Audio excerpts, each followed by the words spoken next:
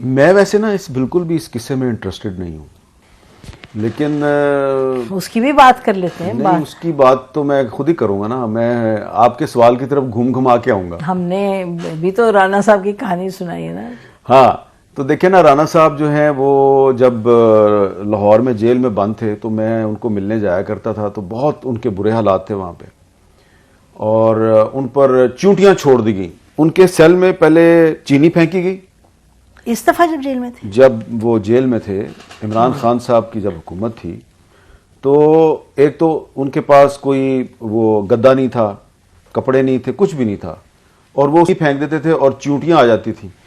और फिर राणा साहब ने रात को सोना होता था, सोए कैसे?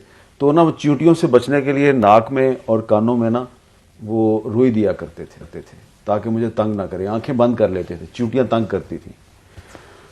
तो अब वो वजीर दाखिला हैं, उनके दौर में आजम स्वाति साहब को इस्लामाबाद से गिरफ्तार किया जाता है, अब बलूचिस्तान ले जाते हैं। बलूचिस्तान की अदालत कहती है स्वाति पे के तमाम केस ख़त्म, एक स्पेशल जहाज़ कराची से जाता है वहाँ पे, उनको लेके वो सिंध चले जाते हैं।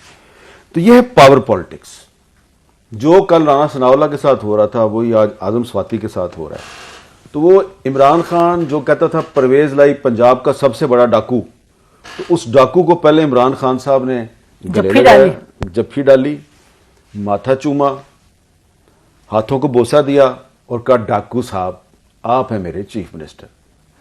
कुछ महीने पहले परवेज लाई साहब की बेवफाई पे कहते थे आपने तो दुआए खैर की थी, ये आपको क्या हो गया? तो अब वो फिर से परवेज लाई साहब के कदमों में गिर के उनकी कदम बोसी के लिए तैयार हो गए। बड़े अफसोस की बात है। तो अगर राणा सनाउल्लाह साहब जो हैं मेरे बड़े मोहतरम दोस्त हैं, अगर वो परवेज लाई साहब को वैसे ही जफ्फी डालना चाहते हैं जैसी जफ्फी इमरान खान ने डाली, तो फिर इमरान खान में और नवाज शरीफ में और आसिफ जरदारी में क्या फर्क हो गया? तो इसलिए ये पावर पॉलिटिक्स है, और मैं इस पावर पॉलिटिक्स पे इसलिए गुफ्तगू नहीं करना चाह रहा कि मुझे ऐसा लग रहा है बदबू आ रही है, ताफुन, तो मैं इस ताफुन से परहेज करना चाहता हूं। तो आपने इस मुल्क में रह के अगर सियासी तज्जिया निगाह रहे हैं और इस बदबू से ताफुल करना चाहते, फिर आप करना क्या चाहते हैं? हमारा तो इशू जो है वो पाकिस्तान में इंसानी हकूक की खिलाफवर्जियां हैं, और ये खिलाफवर्जियां इमरान खान के दौर में भी हो रही थी, या शहबाज शरीफ के दौर में भी हो रही हैं। तो अब इमरान खान और शहबाज शरीफ का मसला है, परवेज लाई को जफ्फी कौन डालता है, ठीक है? और परवेज लाई साहब जो हैं वो किसी कुर्सी के साथ जफ्फी डालने के चक्कर में वो छोड़ना ही नहीं चाहते कुर्सी को। तो कुर्सी कौन छोड़ना चाहता तो है? मैंने जब चौधरी शुजात साहब से पूछा कि चौधरी साहब ये वो आप पर बड़े इल्जामात लगे थे कि आपका जो बरखुरदार है उसने आसिफ जरदारी से डॉलर खा लिए, उन्होंने कहा छोड़ो इन बातों को, हमारी उनसे कोई लड़ाई नहीं।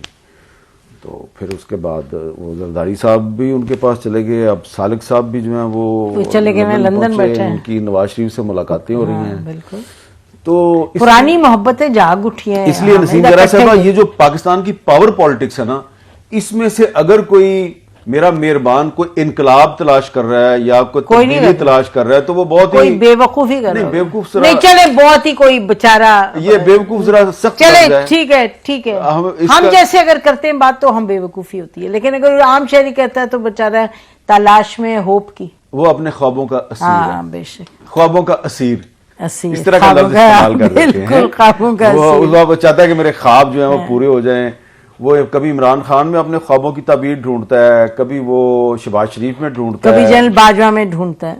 नहीं, मेरा ख्याल है जनरल बाजवा में, देखे ना, नहीं ये अच्छा नहीं ये बात चले नहीं, सुन ले पाकिस्तान के किसी शहरी को ख्वाब उसका ताल्लुक किसी भी पॉलिटिकल पार्टी से है, वो इतना बेवकूफ नहीं है कि वो जनरल बाजवा में अपने ख्वाबों की, वाह, तो पीटीआई वाले शुरू में नहीं सोच रहे थे? नहीं हमें ये तो बाजवा साहब यू बीइंग टू जेनरस। हर दफा हर दौर में जो ऑपोजिशन में रहा है वो फौजी जो टॉप कमांड है उसके थ्रू ढूंढता रहा है अपने ख्वाबों की ताबीर नहीं, वो उसमें से अपनी सपोर्ट तलाश कर रहे थे। मैं पाकिस्तान के शहरियों की अच्छा शहरी नहीं, चलो ओके, मैं पाकिस्तान के शहरियों की इतनी तारीफ नहीं कर सकता। पावर प्ले जो सियासतदान है वो तो ढूंढते हैं ना, उनके थ्रू वो तो ढूंढते हैं फौजी टॉप कमांड कुर्सी नजर आती है ना, हाँ, ठीक है, ख्वाबों की ताबीर तो नहीं है। हाँ सही, ख्वाबों की ताबीर एक बड़ी अच्छी चीज है। क्यों? जब इमरान खान साहब का बहुत करीबी रिश्ता था सियासी जनरल बाजवा के साथ, तो जो पीटीआई के लोग थे वो भी तो कसीदा गोई करते थे ना। कसीदा गोई करना तो और बात ये- है, लेकिन ख्वाबों की ताबीर और चीज तो है। फिर कसीदा किस लिए पढ़ रहे थे? कसीदा- ख्वाब ही को आगे ले जाने के लिए पढ़ते हैं ना। वो चाह रहे थे कि हम इनकलाब का जो ख्वाब देख रहे हैं तो जनरल बाजवा साहब हमारी मदद करें।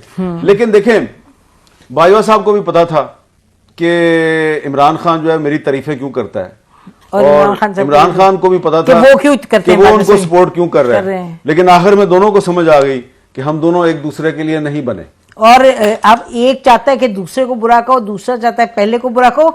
हमें अगर सच बोलना है तो दोनों की और सबकी तनकीद करनी है जो नहीं, आप इनहराफ करते हैं। आप तनकीद करें, लेकिन जो है ना, मैं अपने मौकफ को बार बार दोहराऊंगा, पाकिस्तान का कोई शहरी इतना बेवकूफ नहीं है कि वो बाजवा में अपने ख्वाबों की ताबीर ढूंढे। बाजवा साहब जो है उनके पास ताकत थी जी। और ताकत को लोग सलाम करते हैं। डंडा था उनके पास, बंदूक थी उनके पास, तो इसलिए इमरान खान जैसा इनकलाबी जो है वो भी उनकी तारीफों में जमीन आसमान के कलाबे मिला रहा था। तो उनकी पार्टी के लोग भी तो मिलाते थे ना। हाँ, मिलाते थे, लेकिन तो वही तो कह लेकिन क्या उसके बाद फिर मुस्लिम लीग नून ने वही कुछ नहीं किया। तो मैं तो फिर आप तो वही फिर बात- पीपल्स पार्टी मैं ने वही वही कुछ कह नहीं रही- किया। मैं वही कह नहीं, लेकिन ख्वाबों की ताबीर तो नहीं ना ढूंढ रहे थे, कुर्सी ढूंढ रहे थे। चलें, ये वो लोग कहेंगे कि इसी में फंस गए दोनों, हाँ। लेकिन रास्ता लोगों को नजर आता है ना कि ये रास्ता है कुर्सी पे जाने का, वो ही रास्ता ही गलत है। देखें, मैं अब क्या बताऊं लोगों को, मैं वो बता दूं जो आपने कहा था बाजवा साहब को। चलो छोड़े, पर आगे चलें। रहने दे, मेरी बात नॉट अबाउट मी।